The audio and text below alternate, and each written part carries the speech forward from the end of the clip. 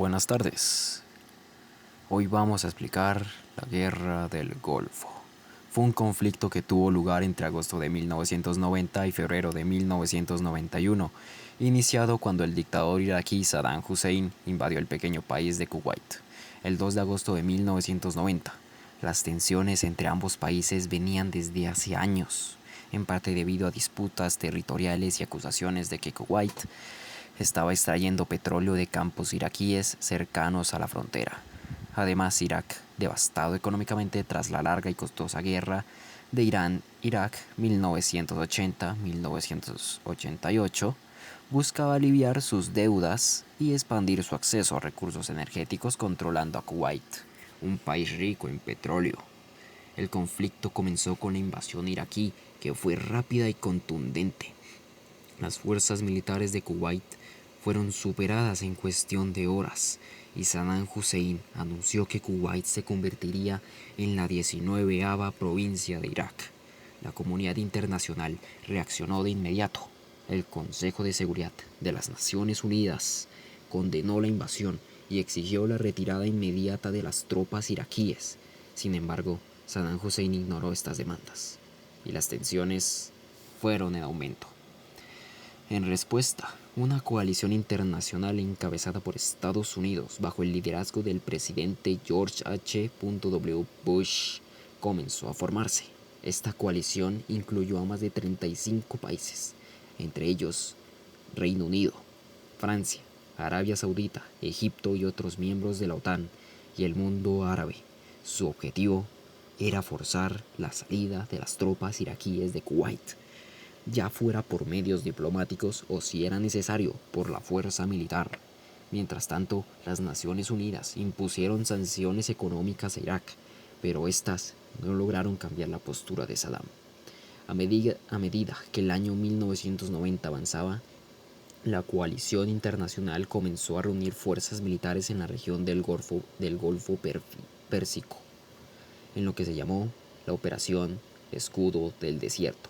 Más de 500.000 soldados, la mayoría de ellos estadounidenses, fueron desplegados en Arabia Saudita, preparándose para una posible intervención militar. La ONU emitió un ultimátum en noviembre de 1990, dando a Irak hasta el 15 de enero de 1991 para retirarse de Kuwait. Si no lo hacía, se autorizaría el uso de la fuerza.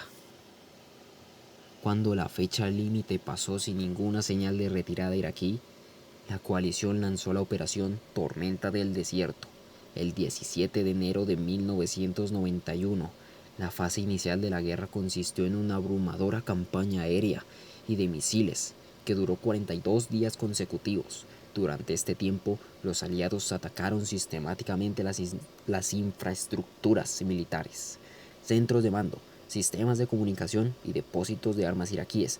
También se destruyeron puentes, fábricas y plantas de energía, buscando debilitar al ejército iraquí antes de la ofensiva terrestre.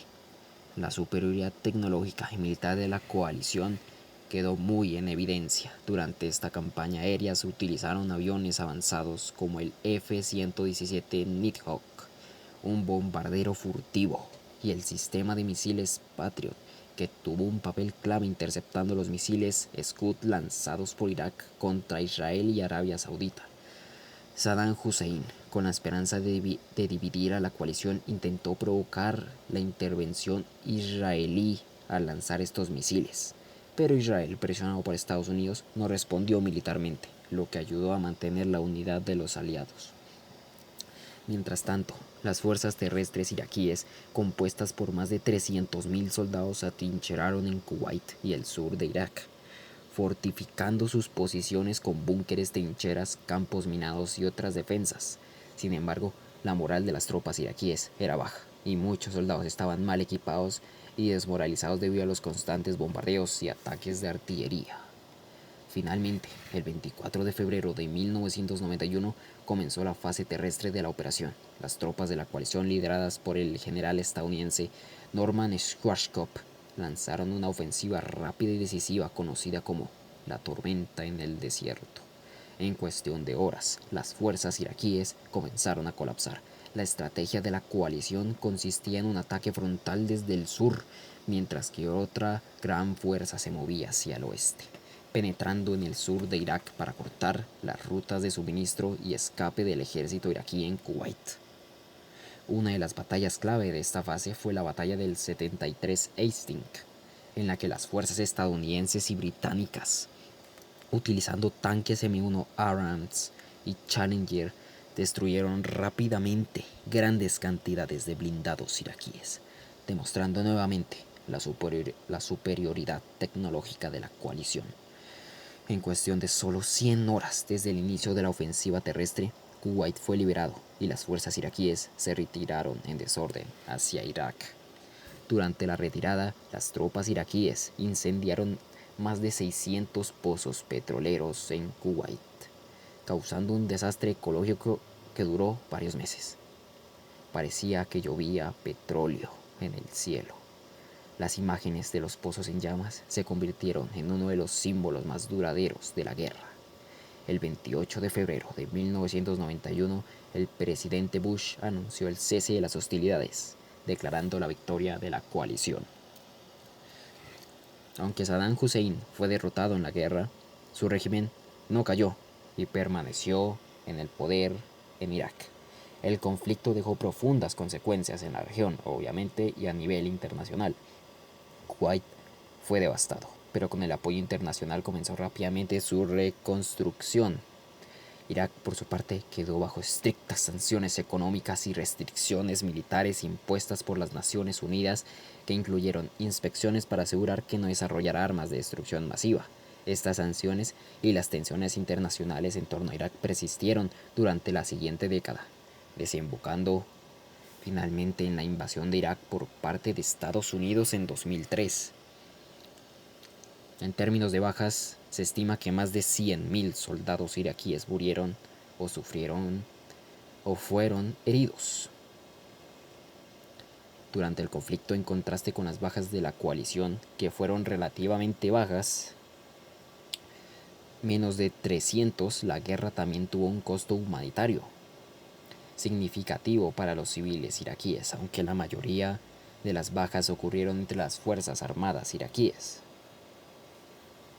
La Guerra del Golfo fue un hito en la historia militar moderna, marcando el uso extensivo de tecnología avanzada, operaciones coordinadas entre múltiples naciones y un enfoque de guerra al estilo relámpago que buscaba minimizar las bajas propias y la duración del conflicto. Sin embargo, aunque fue una victoria rápida y decisiva, no resolvió las tensiones subyacentes en la región, muchas de las cuales continúan afectando el panorama geopolítico hasta el día de hoy.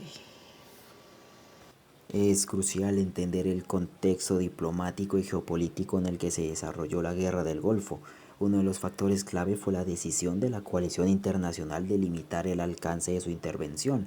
Aunque la fuerza militar desplegada por la coalición era lo suficientemente poderosa como para haber derrocado a Saddam Hussein en Bagdad, el presidente George H.W. Bush y otros líderes internacionales decidieron no avanzar hacia la capital iraquí. ¿Por qué no lo hicieron? Esa es la pregunta. La razón principal fue el temor de que una invasión completa de Irak desestabilizara aún más la región. Estados Unidos y sus aliados temían que, si el régimen de Saddam Hussein caía, Irak pudiera fragmentarse en facciones rivales, lo que conduciría a una guerra civil prolongada. También había preocupaciones sobre las repercusiones que un vacío de poder en Irak tendría en países vecinos como Irán, Siria y Turquía, así como sobre las tensiones étnicas internas, especialmente con los kurdos en el norte y los chiitas en el sur de Irak. En lugar de eso, el enfoque se centró en restaurar el status quo, liberar a Kuwait y garantizar que Irak cumpliera con las resoluciones de las Naciones Unidas, incluidas las restricciones sobre el desarrollo de armas de destrucción masiva. Sin embargo, esta decisión resultaría en una gran polémica con el pasar del tiempo. Muchos críticos argumentaron que al no derrocar a Saddam Hussein, la coalición dejó abierta la posibilidad de futuros conflictos en la región, lo que finalmente ocurrió en 2003, cuando Estados Unidos decidió invadir Irak durante la presidencia de George W. Bush. hijo del presidente durante la Guerra del Golfo. Otro elemento importante a considerar fue el impacto económico del conflicto, tanto para Kuwait como para Irak. Kuwait, que había sido devastado por la invasión y la destrucción de sus campos petroleros, enfrentó una ardua tarea de reconstrucción tras la guerra. Las pérdidas económicas fueron enormes y el daño ambiental causado por los incendios en los pozos petroleros de Kuwait, que fue hecho por las fuerzas iraquíes, tardó meses en ser controlado.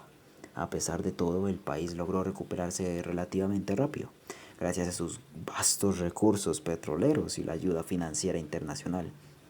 Por otro lado, tenemos a Irak. En una situación de aislamiento diplomático y económico, las sanciones impuestas por las Naciones Unidas tuvieron un impacto devastador en la economía iraquí y en la población civil. La infraestructura del país, que ya de por sí estaba dañada por los bombardeos, se deterioró aún más debido a la falta de recursos para la reconstrucción.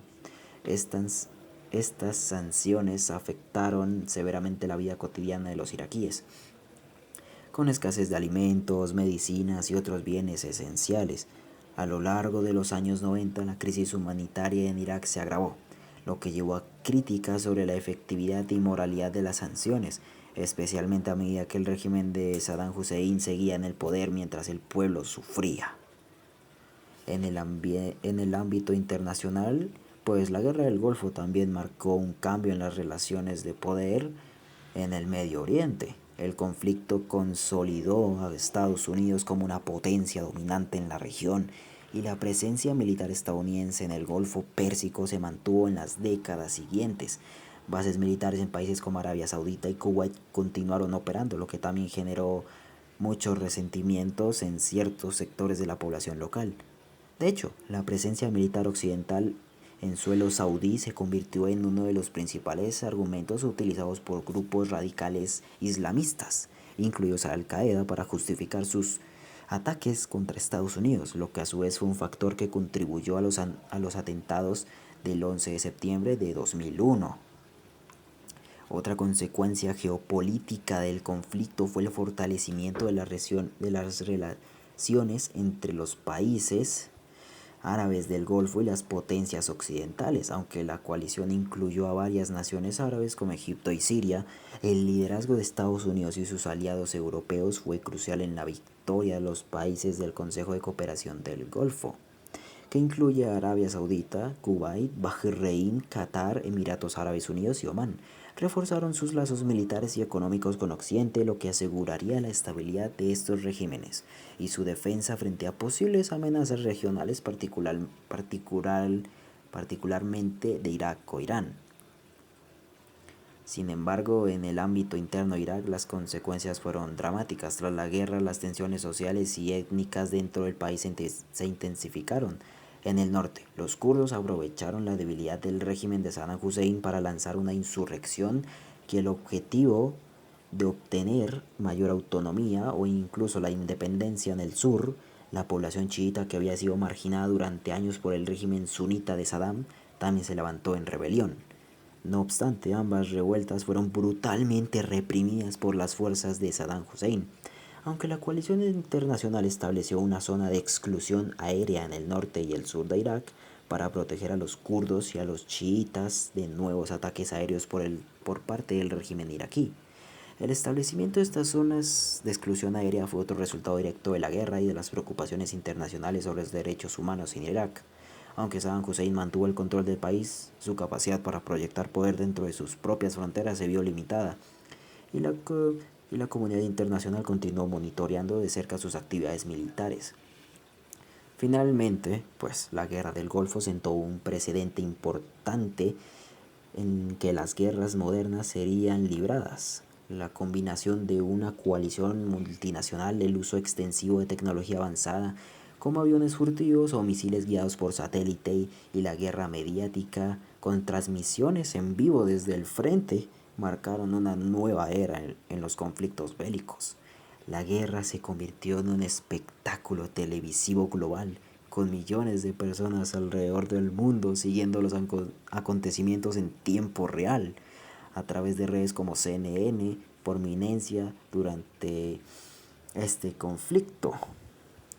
En resumen, Ya la Guerra del Golfo fue un conflicto que, aunque relativamente fue breve en términos de duración, esto ya dejó profundamente cicatrices y consecuencias que resonarían en décadas posteriores, desde los efectos en las relaciones internacionales hasta las secuelas internas en Irak y Kuwait, pasando por un legado militar y tecnológico. Este conflicto fue un punto de inflexión en la historia reciente del Medio Oriente y en la política global. Aunque esta guerra terminó en 1991, las tensiones que esto generó y las decisiones tomadas durante y después del conflicto siguieron afectando a la región durante muchos años, y su legado continúa presente en la geopolítica contemporánea.